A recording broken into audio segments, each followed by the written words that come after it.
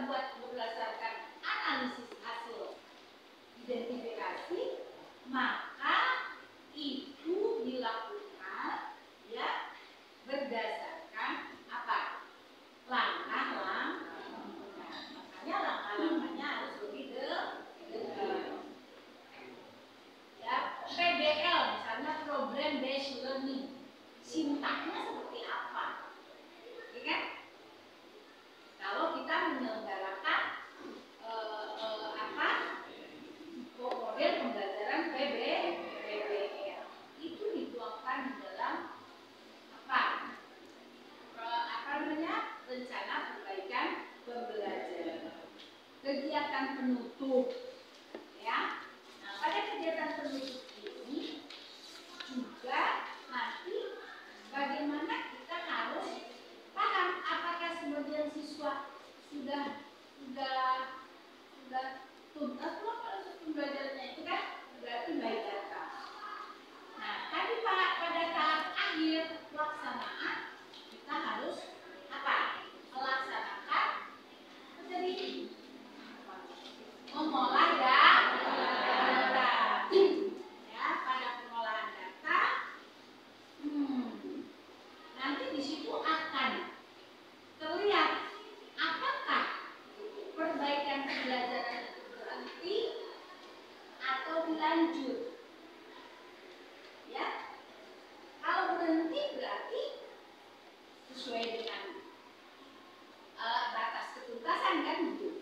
75% dari jumlah siswa sudah mencapai KKM, KTP. Kalau belum berarti berlanjut ke siklus kedua. Kenapa tadi dikatakan harus berdaur atau bersiklus gitu kan? Ya. Nah itu tadi karena mungkin kita belum tuntas gitu kan. Berarti kalau belum tuntas harus berlanjut ke siklus kedua. Apa yang harus kita lakukan pada siklus kedua? Kembali kita melakukan apa? Refleksi. Hanya refleksinya mungkin bukan mungkin, kita sudah ditemani oleh teman sejawat, ya, supaya diskusinya akan lebih detail karena di situ ada kolaborasi. Ya. Nah, refleksi yang kedua kita lakukan untuk melaksanakan tindakan. Nah, contohnya di sini kan ada ilustrasinya ya. Ya enggak?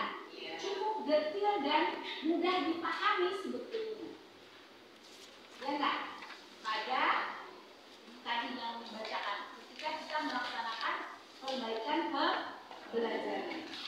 Tindakan 1, lalu kita melakukan refleksi untuk kembali melakukan tindakan siklus kedua. RPP-nya sama kan Bu? Gitu kan? Sama, hanya dari hasil refleksi itu, gitu kan? Kita boleh menambah dong, ya nggak? Nah, misalnya ketika kita melaksanakan atau tindakannya adalah tadi problem based learning melalui metode diskusi, ya. Saya selalu mengatakan ketika kita mengajar itu tidak mungkin kalau guru tanpa apa?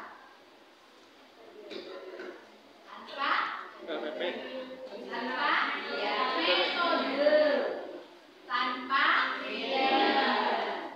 wajib hukumnya guru mengajar menerapkan metode dan menggunakan media. Apalagi zaman sekarang ini zaman yang mudah kan? Iya tidak? Boleh nggak ketika kita misalnya menggunakan media kita melibatkan siswa? Sangat boleh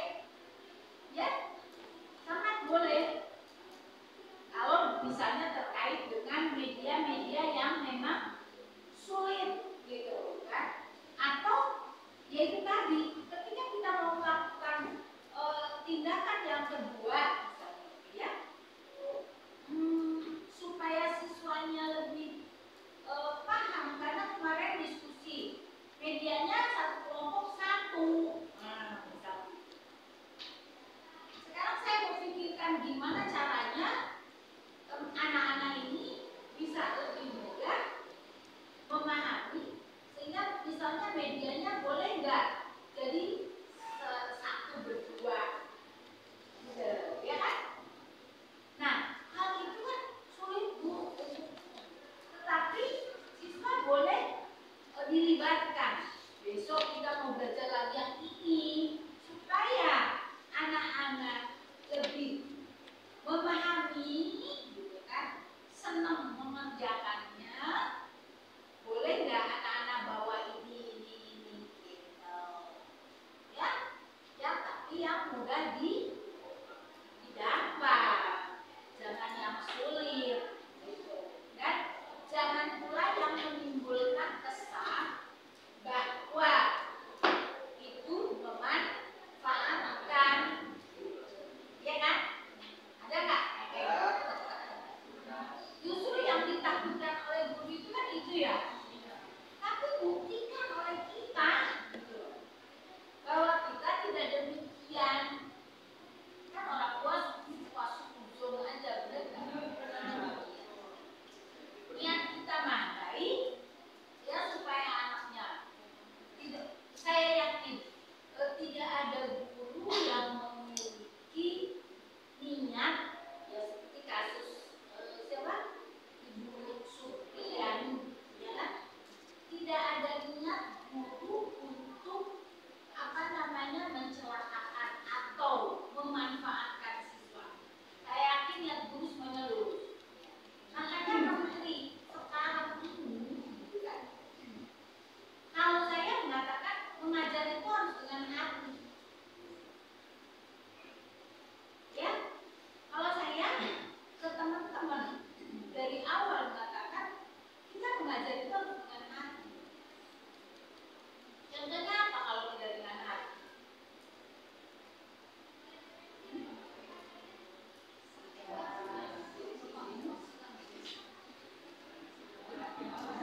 Masih gak emosi? Kesel. Oleh karena itu kenapa teman-teman harus belajar psikologi pendidikan, psikologi perkembangan. Sekarang Pak Mufti ini dia seorang guru, jadi paham bahwa mengajar itu, kalau saya simpulkan, itu harus dengan hati. Artinya kita harus di dalam nilai yang kinerja kan udah jelas tuh, nomor 1 memahami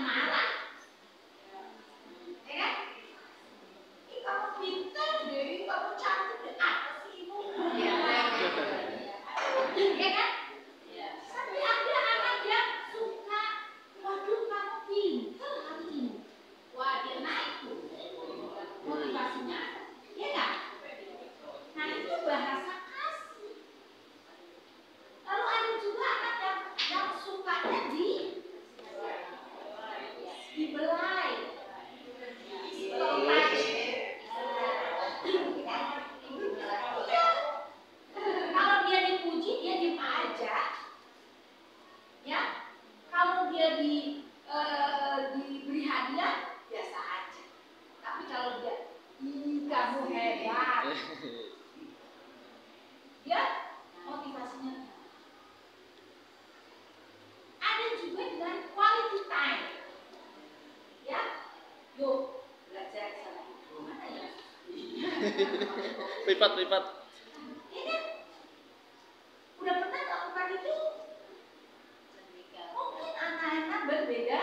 Tidak harus semua hiji-hiji, gitu kan? Tapi yang kurang itu mungkin dia suka quality atau kapanpun itu. Ayo kita, ya aku seneng deh kepada diajak main. Gitu dia mungkin akan sampai ke orang tuanya. Berarti dia bahasa aslinya quality. Beda, dia nggak mau kasih hadiah. Tapi kalau dia hanya diajak main saja juga dia muncul. Lalu apa lagi? Tadi satu quality time tadi ya. Tindakan pelayanan. Tadi pelayanan itu apa? Lalu apa lagi? Reward, ya kan? Lalu touch pistol, ya. Lalu give, itu hadiah, ya. Nah, kita harus paham. Walaupun cuma dikasih permen, kamu kalau beres butuh kasih permen bisa, ya cepat deh. Salahkah kita memberikan itu? Enggak, cuma permen aja kok. Tapi diberikannya oleh kita loh, seorang guru, hanya untuk meningkatkan motivasi. Nah, teman-teman itu harus melakukan itu, paham. Ya, apalagi untuk anak-anak yang memang motivasinya sedang menurun. Kan zaman sekarang itu banyak sekali, iya kan? Masalah yang dihadapi oleh anak-anak, betul nggak? Betul. Udah masalah orang tua lah, anak harus terbebani, gitu kan? Sehingga kita butuhnya itu ya tadi, di antara salah satunya kalau saya berpendapat bahwa mengajar dengan hati itu memahami bahasa masing-masing. Dengan sendirinya anak hafal deh. Ya, mau dicoba.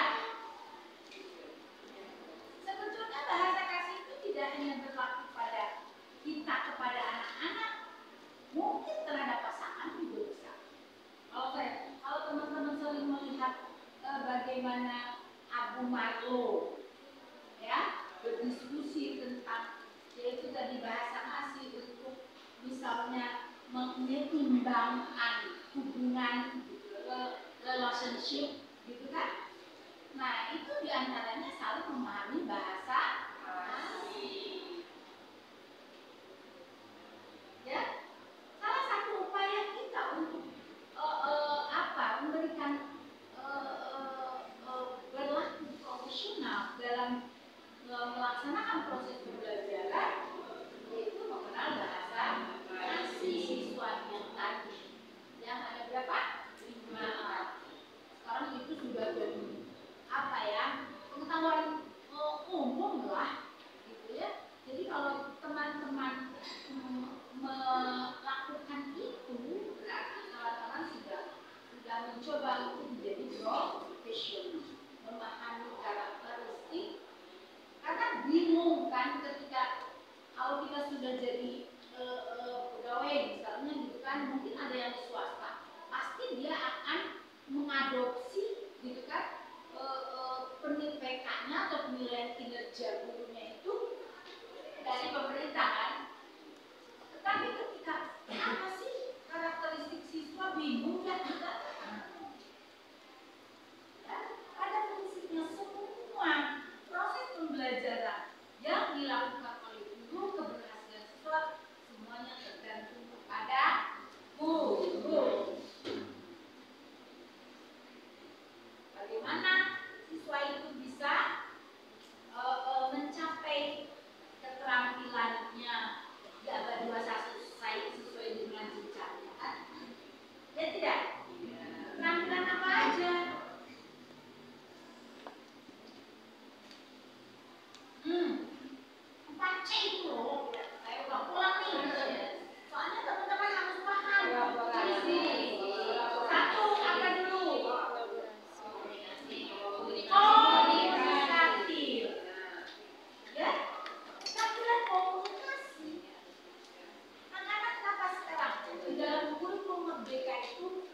banyak model pembelajaran yang PBL, Problem Based Learning.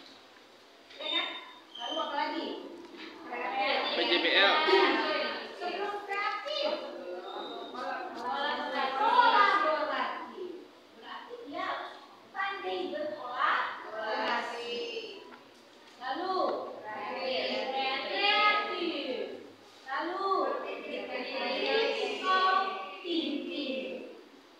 Saya akan terus ulang-ulang perhatikan supaya teman-teman membangun itu pada kegiatan proses pembelajaran.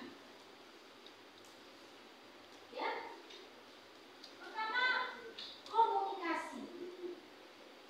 Zaman dulu saya ngajar, ada anak yang suruh di tahun berapa ya, saya dulu 9 saya dulu. Nah, ada anak yang suruh membaca hasil pekerjaannya di depan, nangis itu. Ya, padahal nggak diapa-apain. Gitu ya. Tapi dia baca, tapi sambil nangis. Berarti itu harus dibangun. Iya tidak? Harus sering. Bagaimana anak kalau di pendidikan anak usia dini ada yang namanya menerima bahasa, mengungkapkan bahasa, dan keaksaraan. Kalau di SD ada yang namanya berbicara, kan gitu ya, dalam konsep bahasa Indonesia itu kan ada yang menulis dan ada yang mendengar. Proses mendengar itu ada juga menyimak. Apa bedanya mendengar dan menyimak?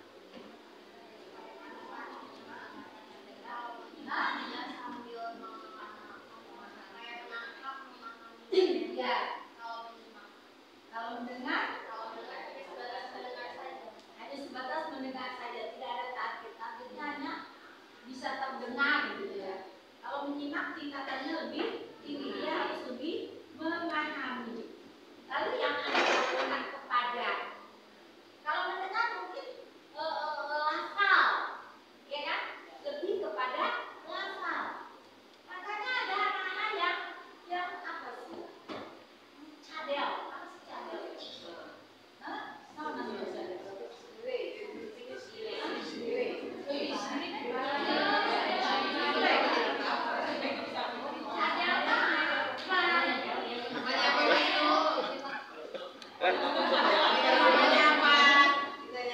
Bahasa Indonesia nama cadel. Nggak tahu. Kalau cilema beda. Cilema apa keterlambatan? Bisa nggak? Biasanya itu faktor usia, ya kan? Misalnya 2 tahun yang harusnya sudah bisa bicara satu kalimat, dia mungkin belum sama sekali. Itu delay. Maka harus terlatih penanganannya kan gitu. Nah, sekarang kalau misalnya cadel, tidak sama cuma adalah lafal yang kan terutama huruf Aduh. Kemarin nih. tidak apa-apa. Anak saya juga sama. Mungkin saya juga waktu itu punya kelemahan ketika kemarin kan sekarang. kurang melihat perkembangan anak saya karena dia ada cadel gitu. Tidak. Tapi kan sebetulnya harus diberi ketika usia perkembangan anak itu, gitu kan? Itu kan usia balita itu, kenapa dikatakan golden age? Gitu kan? Kenapa dikatakan usia keemasan? Karena dia sedang mengalami perkembangan 80%. Nah, itu stimulusnya harus benar. Nah, stimulusnya harus benar. Apa yang kita lakukan? Nah, cadel juga sebetulnya itu disebabkan stimulus yang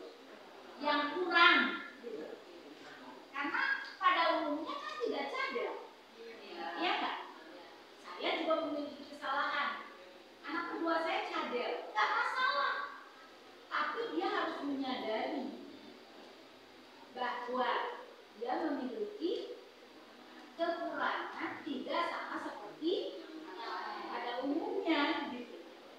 Ya, kalau mengucapkan R gitu dengan dia mungkin tidak jelas, ya kan? R,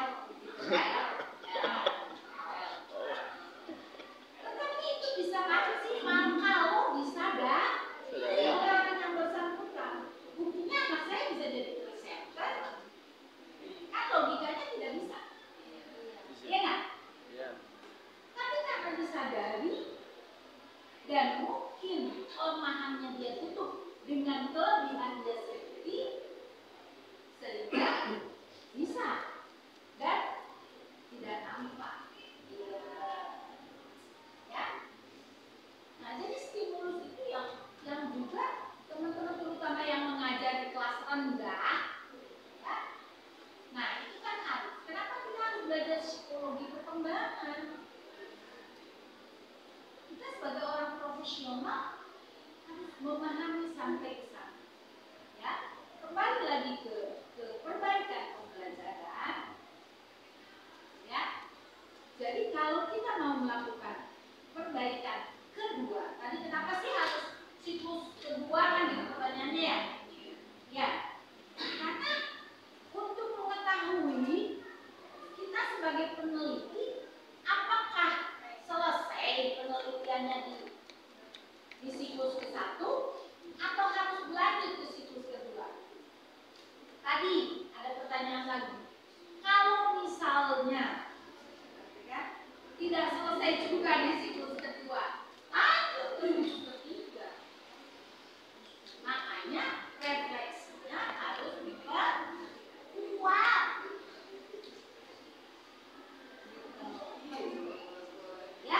Ya, makanya di situ dikatakan kolaborasinya boleh dengan teman sejawat, ya kan? Boleh dengan apa LPTK.